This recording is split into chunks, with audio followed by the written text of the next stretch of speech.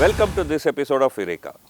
We are going to talk today about a very important issue, tuberculosis.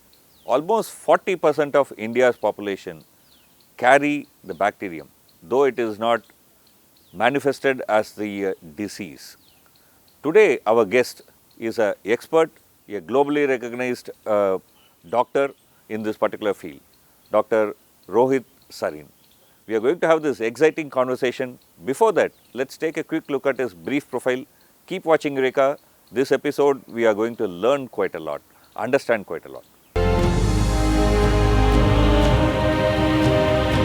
Tuberculosis is one of the 10th leading cause of death worldwide, out of which India has the highest burden, with 2 deaths occurring in every 3 minutes from tuberculosis. In order to prevent this, Dr. Rohit Sarin has extensively worked. Currently, Dr. Rohit Sarin is the Director of National Institute of Tuberculosis and Respiratory Diseases.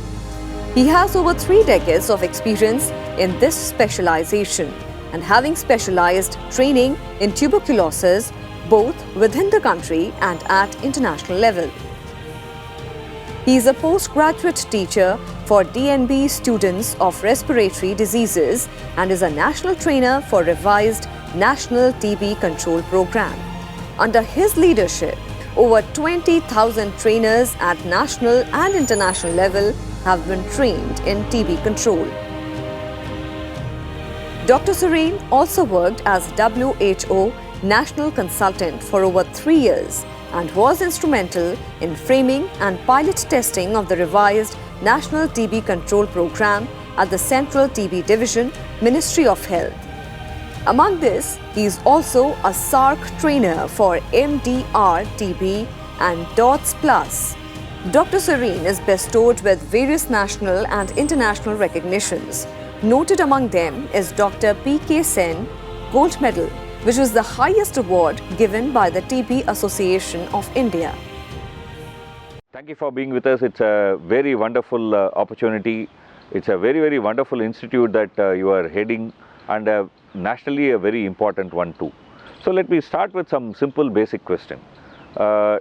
Tuberculosis.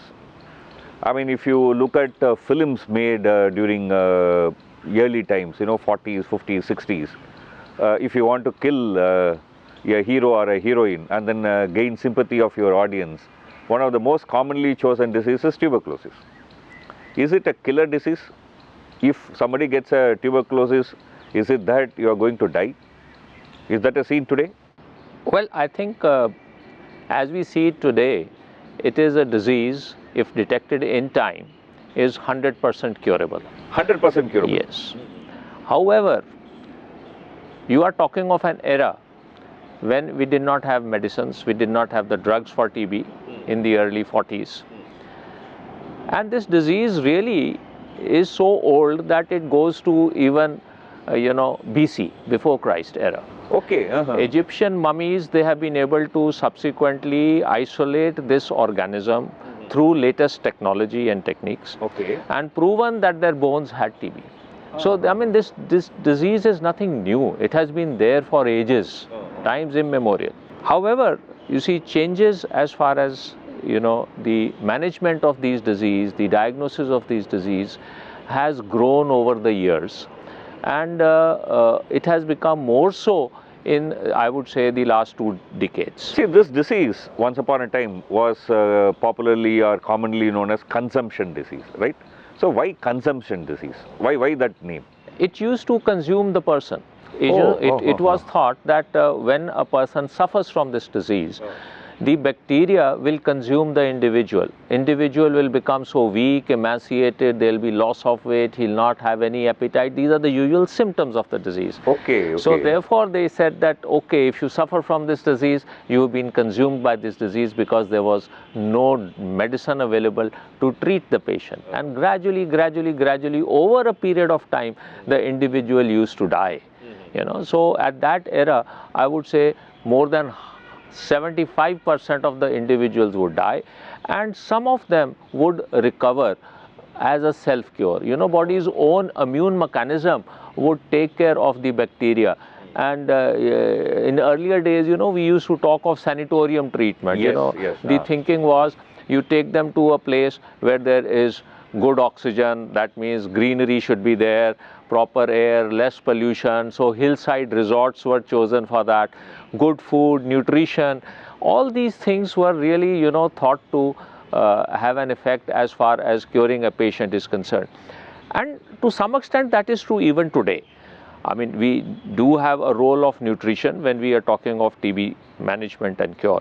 But the mainstay today is medicines. So when the medicines came up in the 1950s, that brought about a sea change.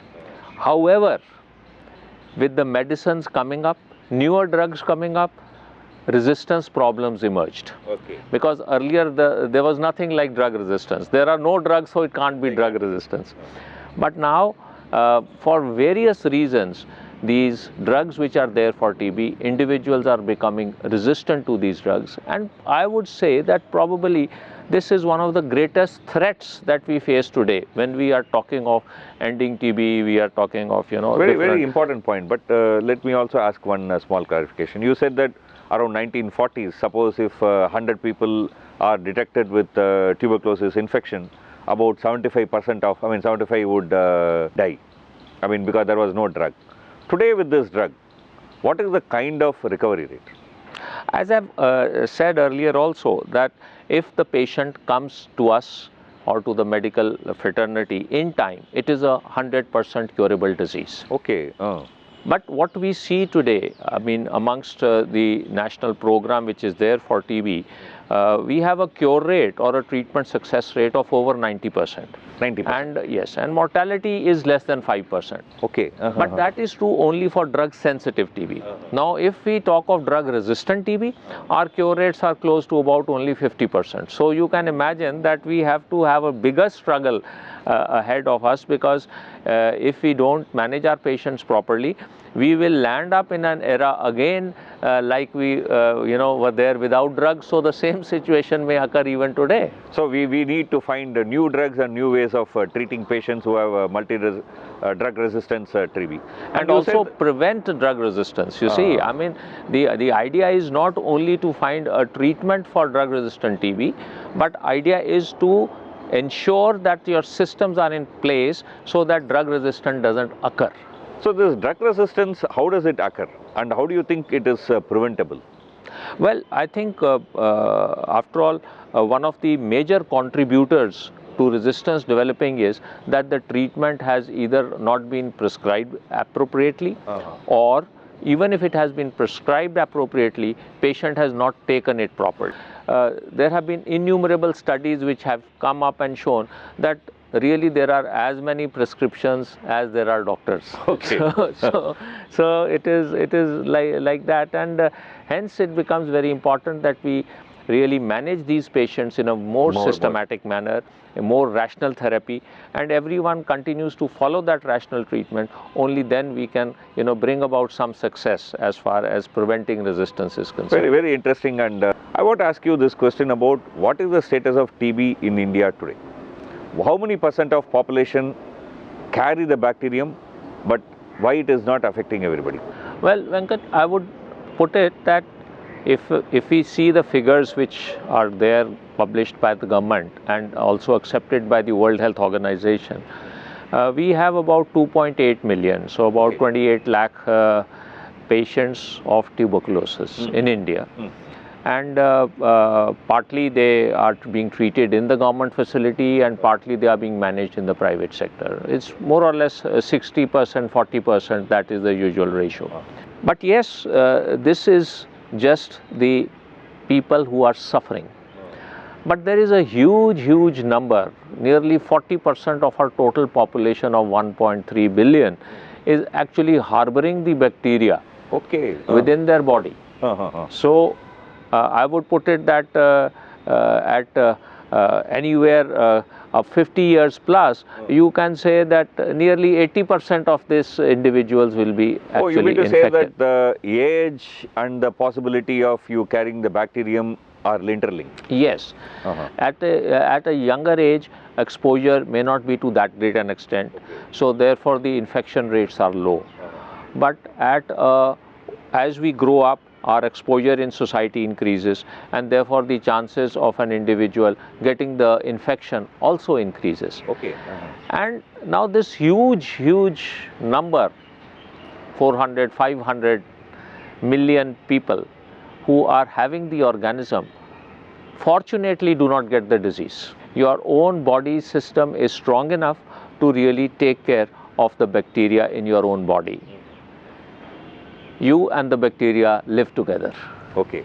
However, in situations where your immune status goes down for any reason, either it is linked to some other comorbid disease like diabetes, like HIV infection, or even like smoking, comorbid, COPD, bronchitis, these diseases, or it could even be a simple stress. The normal stresses and strains of the present day living, that itself could precipitate in some individuals the possibility of getting the disease. Most people think that this disease will come only to poor. I am middle class or I am rich, so this is not a disease that is going to affect me. Is this a right conception, or you think it's a big mistake?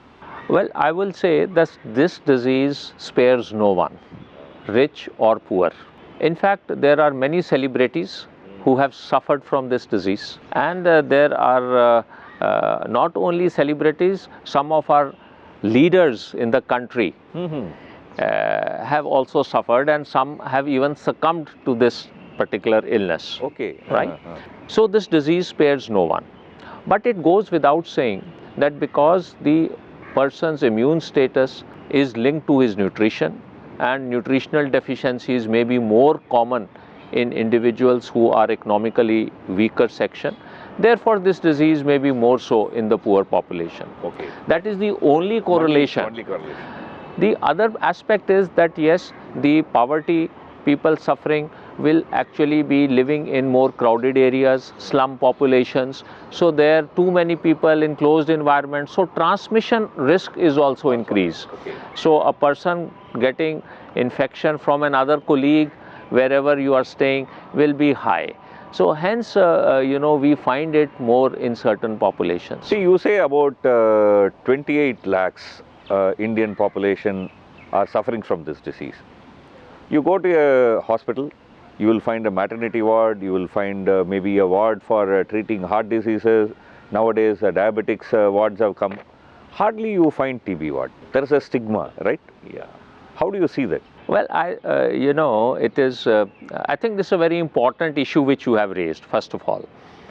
Because whenever we think of hospitalizing patients suffering from TB, due to some reason, I mean it's usually with complications of tuberculosis. Every TB patient need not be hospitalized, they can be treated at their residence itself, at their home, and government provides for that. But then there are situations where you need to hospitalize them, maybe they are coughing out blood, maybe there are so many other complications that may be happening, they may require some surgical treatment. Unfortunately, the general hospitals are not catering for hospitalization. They are actually, the concept, maybe the stigma attached is that, okay, shift the patient at the earliest to a TB hospital. Okay.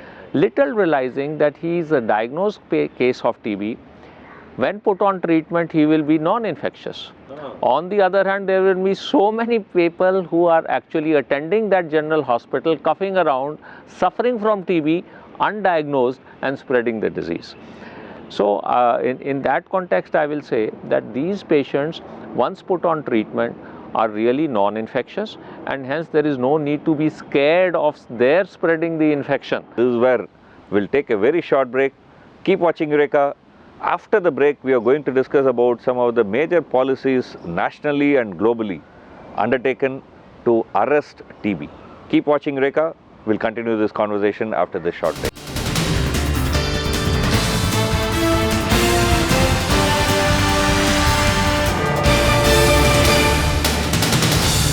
Welcome to this episode of Eureka. We are having a very wonderful conversation with Dr. Rohit Sarin.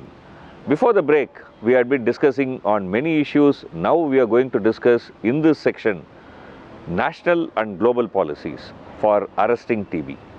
You have been one of the key person playing a very important role in developing some of the policies for India for arresting TB. How is this policies placed? What is the main policy that we are pursuing today so as to achieve the sustainable development goals of eradicating TB from India? Well, I would say that you see there are 4 pillars on which this policy is based. One is of course detect. So the policy which is there to detect more and more patients. So that means we have decentralized diagnosis up to the sub-center level. Actually diagnosis has been decentralized. We are using newer technologies for diagnosis which diagnose not only TB but even resistance to drugs. So this is as far as diagnostics are concerned. We are doing active case detection, going from you see place to place, house to house, trying to screen patients for this disease, and in this ASHA workers and all which are there are being fully utilized. So that is one pillar. Then there is a second pillar which we call as treat. So in treatment we are trying to ensure that the patients get the best of treatment which is available anywhere in the world. And these drugs, we call them short course chemotherapy. Earlier treatment for TB was for a year plus. Today the treatment for TB is about 6 months. That is if it is drug sensitive TB. And all these medicines are provided free of cost for all patients. If a person is having resistance, we are also having treatment for drug resistant TB, and that also now is available not only with injections but also without injections. So I mean, you know, there is a choice also for the doctor to select which treatment option to be given to the patient, so that no patient is actually left without any treatment. So this is the treat policy, and in this treat policy actually during treatment patient is also given some monetary benefit to take care of his nutrition and food. So 500 rupees per month is being given to the patient. So this will actually prevent this particular thing from the patient from, say, so to say, relapsing or not responding to the drugs like that. So nutritionally also the government is taking steps to ensure that patient has the best of food, good quality food. It's not necessarily you have expensive food, but the type of food which contains good proteins, that is something which is important. So this forms a part of prevention, and within prevention we also talk that we prevent transmission from one individual to another. So there infection control becomes a very major component, and especially in hospitals, in settings where patients are admitted, we have to ensure that one patient's disease doesn't go to the other. So there is proper ventilation there in the hospitals, and there are separate wards for TB patients who are resistant and TB patients who are sensitive, things like that. So this is a part of the preventive strategy. And then of course build, that's the fourth pillar that we talk of. So we are to build the health systems in a way. We have to see how community can be involved, how public-private partnerships are there, so that you see the maximum number of patients who are suffering are really going to get the benefit, and they are all going to take complete treatment and get cured, so that we can end TB. So these are the four pillars. One of the issue that some TB patients who are particularly coming from underprivileged section face is that they have to come often to hospital to get the drugs. So this transportation cost itself is also becoming a issue, though the drugs are free. Is there a policy, is there a different way of approaching this issue? Yes, of course. You see, government has decentralized treatment. So the patient need not come to a hospital setup to get his drugs. In fact, it is available in the village level itself. We have people there in every village who have been trained to provide the medication. They are called the treatment supporters. And they are given remuneration for that. It is not that they are doing it free of cost. They are people from within the society. Say some village leader could be there, some teacher could be there, some shopkeeper could be there who has some status in that village and all. So he is trained for half a day, and then he is given the patient's treatment box and said that this patient has to receive treatment in this way. After giving treatment, you put a tick in the box. If the patient doesn't come, you have to go to the patient's house, understand why he is not coming. So the government has tried to make an effort to ensure that anyone who's put on treatment adheres to that treatment. Okay. And government is putting not only effort in this direction, it's also putting money in this direction also. So even if a private practitioner wants to treat his patient, private practitioner is compensated in monetary terms also for treating the patient. Okay. It's not that they are given, you see, only drugs free of cost to be given to the patient, but government also supports them monetarily. Another area that you have worked is in the global arena. One of the areas that you have worked is infection prevention in the global policy. How you are looking at this infection prevention as a global policy? What are the basic features of that policy? Well, I will say that, you see, when we are talking of an era where we are planning to end TB, so therefore it becomes very imperative that we need to focus on preventing transmission. Yeah. Otherwise, it will be very difficult to end TB, because this pool of 40% of our population who are already infected, they will subsequently generate more and more TB patients, and we will really not be able to end TB. Yeah. And especially in this short time that the Honorable Prime Minister has in fact guided us into stating that India should end TB by 2025. So really we don't have too much time. It's about 6-7 years down the line that we should be in a position to say that yes, we have ended TB.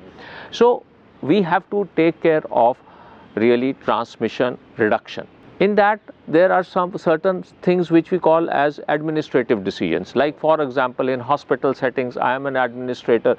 I can straight away say that my TB patient should not mix up with other patients who are suffering from, say, asthma or bronchitis. So that transmission the possibility of transmission will be high. Right. Okay. If I have to admit patients, I will say that, okay, my TB patient should be admitted in X ward, my non-TB patients in. So separation. Then wards where I admit the TB patients, I will have good ventilation so that the air changes which are happening should be sufficient that disease will not spread from one patient to the other. In this institution, we do have certain other newer things also, like negative pressure wards. However, that is maybe all right for a developed world where number of patients are less. But in the Indian context, we have done it. We are the only institution in the country which has this negative pressure ward. But that also adds to, you see, a reduction in transmission, because every individual is in a separate cubicle, and the air in that cubicle is under negative pressure. Infection cannot come out of that room. Okay. It is actually sucked out and goes into the larger atmosphere and gets diluted. And those who are infected, to protect them from getting the disease, there also there is a strategy that we call as managing latent TB infection. We say that, okay, a person who is infected is having latent TB, possibility he may develop TB. So there are medicines which are available, and now the treatment is in fact very short, just 3 months, once a week dose. So with 12 doses, you can actually protect yourself even if you are infected. I want to now take a letter. One shouldn't read the letter that comes for other person, but it's a letter that has come to you from a patient who was almost about to die. And then that patient has written here saying that it's thanks to you and your institute that he was saved. He was wrongly diagnosed, or he was not responding to various drugs, and then finally he came to your hands. Can you tell us about this person? You know, this is just one of our motivators. I put it like that. And yes, this patient was very serious. He was on the verge of death. All medicines he had taken had failed on, and everyone had given up hope, really. And he was not from Delhi. He was from some neighboring states, far off from here. He heard about our institute and he came here with all the hope. We discussed it within our team. We also felt that it is hopeless. My senior colleagues also felt that, well, it is like fighting a lost battle.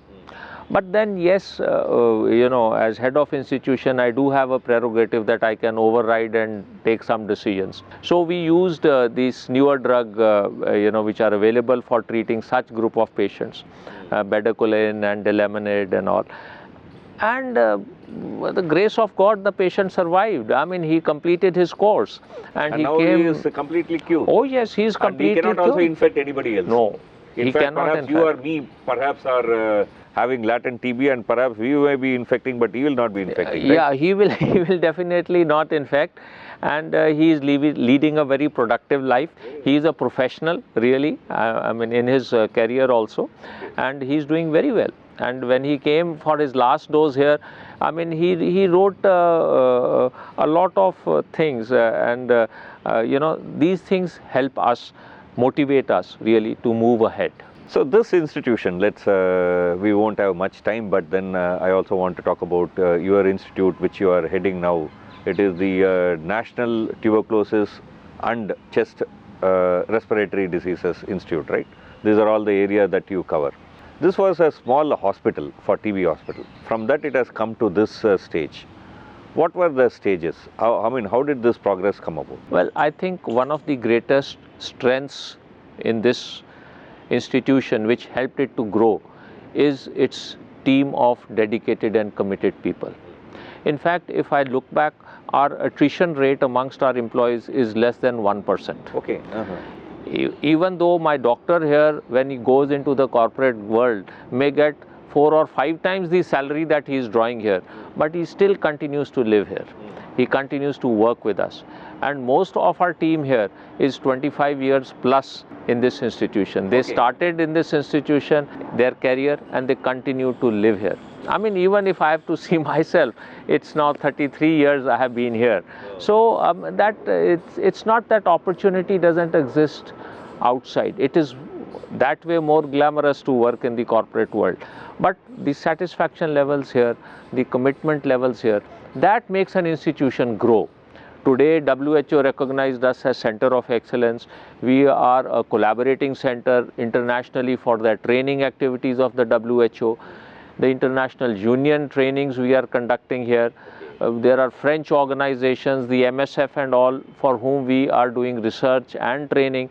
So, I mean, we are contributing to national policy, to international policy. So, having seen all that and having contributed, you know, into this, gives at least me a tremendous satisfaction. Personally, I would put it that way, that it gives tremendous satisfaction. Okay. So, last question for want of time. If one has to take precaution not to get tuberculosis, what kind of lifestyle changes you would advise? Well, certain things are very important. One thing is that you see, one should take a good nutritive diet. If you are coming in contact with an individual who is coughing and all, at least you could guide that individual that please go to a neighboring health facility to get yourself diagnosed, so that the transmission risks are not there. They are early putting on treatment. If we are coughing ourselves, we should put our, you know, some hanky or some cloth in front. We should not just spit here and there indiscriminately. Before eating food, we should wash our hands. I mean, these are simple things of which are actually going to prevent transmission risks within society. Very thank you. I mean, we had a very wonderful conversation with you. It was a very enlightening conversation. Keep watching Eureka. We'll come back with another interesting conversation next time, next week.